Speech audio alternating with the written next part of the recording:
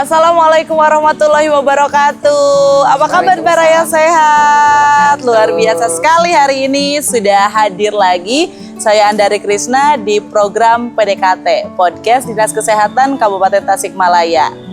Seru karena dari program ini jangankan masyarakat atau Baraya Sehat Kabupaten Tasikmalaya, saya sendiri jadi banyak sekali dapat edukasi terkait kesehatan. Dan ternyata kalau kita ngomongin kesehatan itu ternyata cakupannya luas sekali Baraya Sehat. Dan ini adalah salah satu program yang kalau menurut saya keren banget dari Dinas Kesehatan Kabupaten Tasikmalaya untuk benar-benar nyampe ke masyarakat mengedukasi terkait kesehatan. Hari ini kita PDKT sama siapa? Hari ini saya PDKT bersama dengan Ibu Hajah Hendah Mariawati. Selamat siang Ibu. Siang Mbak Riri. PDKT-nya sama perempuan sekarang. Kenapa? Karena kita bakalan ngobrolin soal PTM. Bukan GTM ya Bu? Belum. Bukan GTM, gerakan tutup mulut itu untuk balita. Kita ngomongin PTM. Ada yang tahu nggak Baraya Sehat apa PTM? Nah, hari ini kita bakalan bahas soal PTM. PTM apa sih Bu?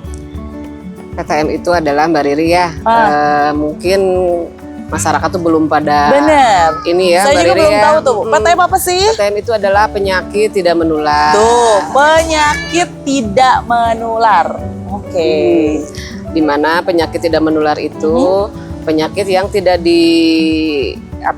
ditimbulkan oleh virus, tidak ditimbulkan oleh kuman, oleh bakteri, tapi lebih ke gaya hidup. Gaya hidup. Ya, selain ada riwayat genetik, tapi gaya hidup, lebih ke gaya hidup. Itu. Jadi ternyata kalau kita ngomongin kesehatan, kalau kemarin kan virus ya Bu ya, gitu kan yang benar-benar penyebaran virus harus ditahan, penyebaran virus harus dihentikan, bakteri dan segala macam. Ternyata ada lagi nih penyakit tidak menular. Yang itu bukan karena virus, bukan karena bakteri, kuman, tapi salah satunya gaya hidup dan juga genetik. Ya, betul. Apa aja penyakit tidak menular? Salah satunya seperti banyak ditemukan di masyarakat itu hipertensi atau darah tinggi. Darah tinggi. Kemudian yang berikutnya diabetes mellitus atau sering dikenal oleh masyarakat itu adalah penyakit kencing manis. Salah satunya. Kemudian ada penyakit juga sesak napas atau asma.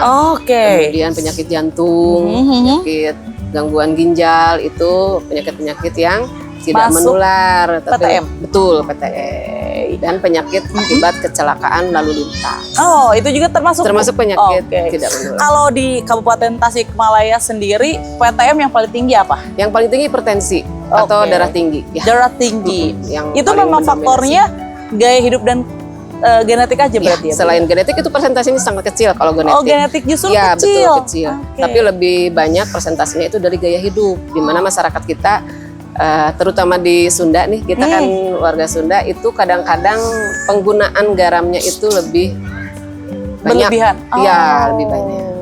Jadi memang salah satu faktornya kalau genetik memang ada tapi tidak terlalu besar. Betul. Justru gaya hidup. Diabetes juga? Sama. Yang lain-lainnya juga begitu. Penyakit kencing manis juga diakibatkan karena pola hidup, misal sering mengkonsumsi makanan yang manis, kemudian obesitas, tidak mengkontrol berat badan, gitu ya, loss konsumsinya, nggak diperhatikan aktivitas fisiknya. Mencegahnya kayak gimana Bu PTM? Justru itu program kesehatan ini lagi gencar-gencarnya untuk mencegah penyakit tidak menular ini. Kita tuh punya jargon cerdik. Cerdik, kita harus cerdik. Apa untuk mencegah penyakit PTM itu kita harus cerdik. Cerdik itu singkatan Mbak Riri. Apa tuh? C-nya itu adalah cek kesehatan secara rutin. Ya. Itu yang suka ditakutin Bu. Betul. Kadang-kadang kan masyarakat itu, aduh takut ketahuan nih, gitu ya, sehingga malas cek kesehatan. Ketika sudah hipertensi, sudah gulanya tinggi, baru datang ke kami ke fasilitas kesehatan. Dianjurkan cek kesehatan itu 6 bulan sekali. 6 bulan sekali. Ya, udah cek kesehatan belum Baraya Sehat. aduh udah cek kesehatan belumnya saya. Iya, boleh Mbak Riri nanti Mbak Riri datang ke kami itu ke petugas kesehatan atau ke fasilitas kesehatan 6 bulan sekali untuk cek kesehatan. Jadi paradigmanya harus dirubah, paradigma sehat, jangan paradigma sakit. Bener. Jadi kalau datang ke puskesmas atau ke klinik kesehatan itu dalam keadaan sehat. Betul. Bukan untuk mengobati, tapi untuk mempertahankan supaya kita tetap sehat. Cek kesehatan rutin. Yang kedua, Apa? Nyahkan asap rokok. Oke. Itu karena Lepaskan tuh rokok iya, ya. gitu. Dinyahkan asap rokok. Kata Syahrini mah. Karena itu Susah. menjadi salah satu faktor berarti. Bu? Betul, kan penyakit yang gangguan di paru-paru itu akibat dari asap rokok. Di mana di asap rokok itu banyak zat-zat aditif yang bisa mengakibatkan gangguan pernapasan. Salah satunya. Kemudian Mbak Riri kan tahu ya di kemasan rokok itu banyak penyakit-penyakit yang bisa disebabkan oleh asap rokok. Maka hindari. Bukan tidak boleh tapi dihindari. Ya. Bagusnya jangan. Betul. Dan kami mengharapkan seperti itu. Itu bisa dicek deh. Ya. CER. R Apa R? Riri. Coba. Apa tuh Bu? Rajin aktivitas fisik. Nah, jangan mageran. Betul. Kadang-kadang kan kita tuh mager ya. Kadang-kadang mau makan aja kita bisa online kan. Sekarang datang ke rumah itu makanannya sendiri datang gitu. Yang kita aktivitas fisik baik di rumah maupun di kantor atau di lingkungan di luar itu minimal kita sehari itu 2 kali ya fisiknya. Peregangan lah Mbak Riri ya. Ketika misalkan dari pagi sampai sore kita bekerja gitu, kita rilekkan badan kita ya. 10 menit lah. 10 menit lah tuh. Sebenarnya nggak susah ya Bu ya. Betul. Tapi memulainya kadang suka butuh effort ya. Nggak apa-apa. Tapi kita mulai. Ya mulai dari hari ini ke depan kita rajin aktivitas fisik. D ini yang lebih banyak mengakibatkan penyakit tidak menular. Oke, apa tuh? Diet yang seimbang. Diet. Iya. Aduh. Diet yang seimbang. Yang suka diet. Nah, kalau misalkan kita tidak mengatur jumlah makanan, volumenya, atau jenis makanannya ke dalam tubuh kita, itu bisa mengakibatkan pertama obesitas tentunya ya. Selain kalau misalkan kurang kita bisa kurus, kalau berlebih kita bisa obesitas. Kemudian kalau misalkan konsumsinya lebih banyak gula, itu bisa mengakibatkan faktor risiko diabetes. Kalau misalkan kita banyak mengkonsumsi garam, itu bisa menimbulkan hipertensi atau darah tinggi. Ya, meskipun kita setiap harinya sedikit, tapi kan kalau misalkan keseringan itu iya bisa. betul. Juga harus batasi lemaknya Mbak Riri. Ya, tuh lemak, hey. Aduh ini kayak nampar ke diri sendiri. Iya. Makanan yang terlalu banyak lemak itu maksudnya banyak yang digoreng. Nah, aduh itu gorengan itu enak banget. Ya kan kita biasanya pagi-pagi begitu ya sarapannya banyak gorengan gitu. Kita rubah polanya lebih banyak makan sayur dan buah. Sayur dan buah. Dan sebenarnya sayur dan buah tuh nggak mahal ya Bu ya? Nggak mahal, justru murah asal ya. mau. Asal mau. Betul. R itu D tadi itu dietnya seimbang. I berarti Bu? I istirahat yang cukup. Betul. Hey. Istirahat yang cukup, kadang-kadang kita lupa ya kalau misalkan banyak pekerjaan kita melupakan istirahat. Kadang-kadang ngelembur gitu ya. Sampai pagi gitu Begadang. Makanya kan nggak boleh sering-sering begadang. Boleh sesekali lah, tapi jangan terlalu sering. Karena dimana kalau misalkan kita sering begadang, tubuh kita nggak bisa mengeluarkan racun dalam tubuh kita.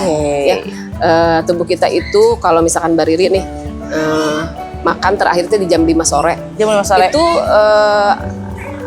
organ pencernaan kita itu mencerna makanan menjadi zat-zat yang dibutuhkan oleh tubuh kita itu selama 3 jam. Jadi kalau misalkan Mbak Riri makan setelah Isya 3 jam tambah 3 jam kan kita terlalu malam sehingga kita terlalu cepat ngantuk. Gitu. Misalkan akhirnya tidak dicerna tuh oleh tubuh, disimpan dalam bentuk sampah. Itu yang kan sayang. Efek tidak baik ya? Betul, tidak baik. Misalkan disimpan dalam bentuk lemak, dalam bentuk gula, gitu. Akhirnya jadi istirahatlah sebelum jam 10 malam. Sebelum jam 10 malam. Ya, jadi tubuh kita bisa mendetok racun-racun yang ada dalam. Tuh, jadi memang baik ya kalau misalnya ternyata di rumahnya itu jam 8 udah sepi katanya, itu justru bagus ya Bu? Ya nanti kalau misalkan kita mau ada pekerjaan yang tertunda, bisa bangun setelah jam 2 malam. Justru itu lebih baik. Maju ke subuh itu bagus itu ya? Lebih itu bagus. Istirahat yang cukup untuk I. Kak, tadi sudah disampaikan oleh itu Kak itu adalah kelola stres. Hey, Ya. bener. Tapi emang bener cerdik ini salah satu pola yang memang harus kita lakukan ya. Betul. sekali. Mbak Riri kalau misalkan udah melakukan cerdik ini, insya Allah Mbak Riri sehat terus. Terbebas dari penyakit tidak menular. Betul. Karena penyakit tidak menular ini salah satu pembunuh Silent killer Silent disebutnya. killer ya? Karena penyakit PTM ini, penyakit tidak menular ini gejalanya itu laten, lama baru muncul. Gitu. Jadi tahu-tahu udah tensinya udah tinggi, atau gulanya udah tinggi. Betul. Kemudian serangan stroke, kemudian gangren gitu ya. Kemudian serangan jantung. Itu karena pola hidup kita sebenarnya yang tidak sehat. Betul. Jadi kalau untuk memulai tidak ada kata terlambat, Bu. Tidak. Kapan saja. Langsung mulai. Daripada enggak sama sekali, lebih baik. Betul. Sekarang dan ke depan kita. Edukasi kepada masyarakat terkait ini seperti apa, Bu, dari dinas? Dari dinas kesehatan. Sekarang lagi dari tahun ke tahun itu lebih ke deteksi dini. Faktor risiko penyakit tidak menular. Screening, diperiksa rutin ke sekolah, ke masyarakat melalui Posbindu atau Posyandu, kemudian Badai Remaja, Posyandu Remaja, kemudian di masyarakat, Prolanis dan sebagainya. Itu digencarkan deteksi dini. Karena memang ya bener banget ya kalau kita ngomongin penyakit tidak menular itu kayak yang orang tuh santai aja. Betul. Saya bersampingan dengan orang yang menderita penyakit jantung ya santai-santai aja karena nggak tidak menular. Betul. Tapi kan kita tahu padahal potensi loh. Iya, bisa ya. Potensi. Misalkan meskipun tidak menular ya, Mbak Riri, itu kos pengobatannya mahal. Nah, penyakit menular itu di statistik BPJS itu paling banyak menyedot anggaran kesehatan. Dan kalau di lapangan penyakit tidak menularnya tinggi, Bu. Paling tinggi hipertensi.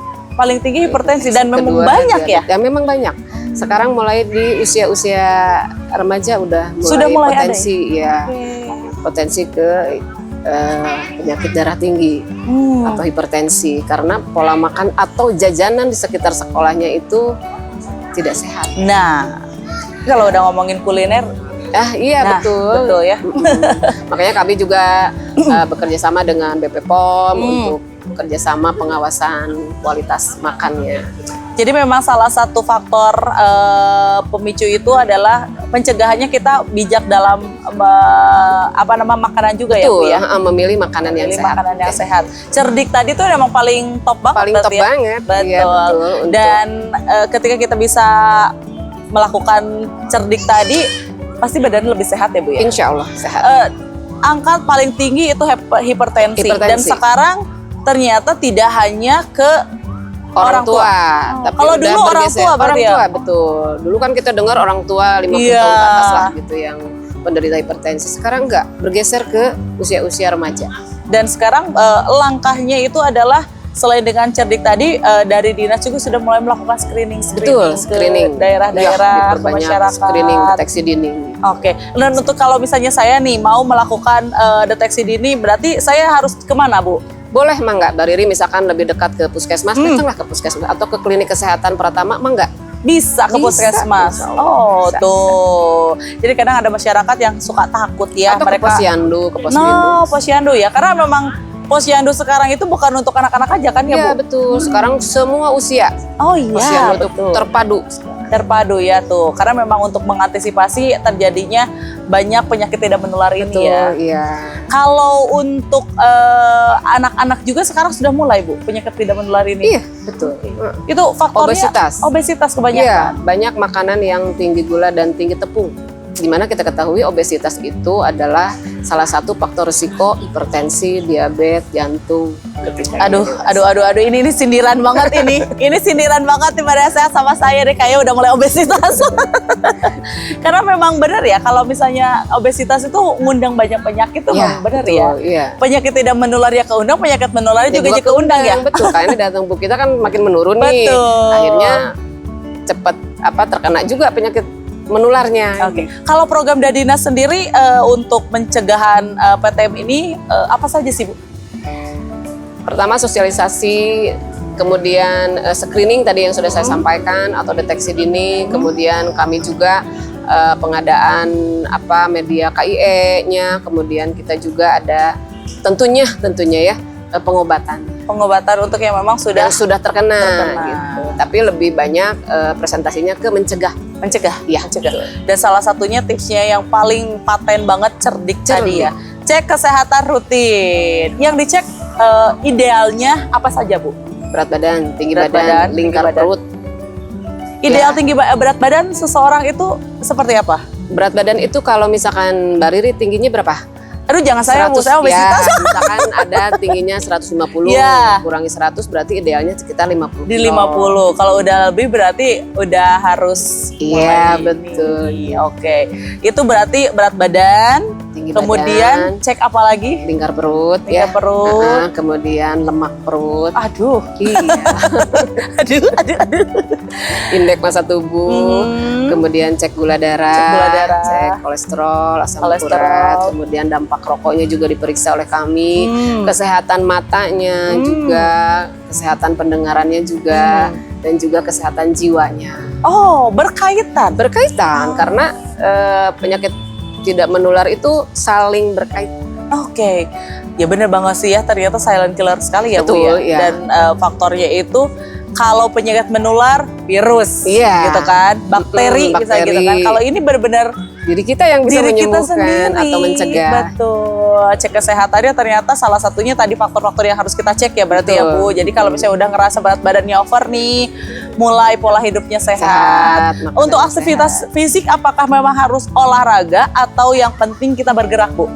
Kayak misalnya ibu rumah tangga sibuk banget kan. Betul. Mereka bergerak dari pagi. Apa itu termasuk aktivitas fisik atau masih belum dikategorikan aktivitas fisik yang memang efek ke kesehatan pencegahan itu? Ya, yang dimaksud dengan aktivitas fisik di sini adalah kita menyediakan waktu untuk aktivitas fisik. Jadi kita fokus, beda dengan kegiatan rutinitas Oh di iya, rumah. betul. Misalkan kita aktivitas fisiknya menyempatkan 2 minggu 2 kali, 1 minggu 2 kali. 1 minggu 2 kali. 1 kali aktivitas fisik itu sekitar 30 menit. Jalan kaki aja. Jalan kaki murah ya. Iya.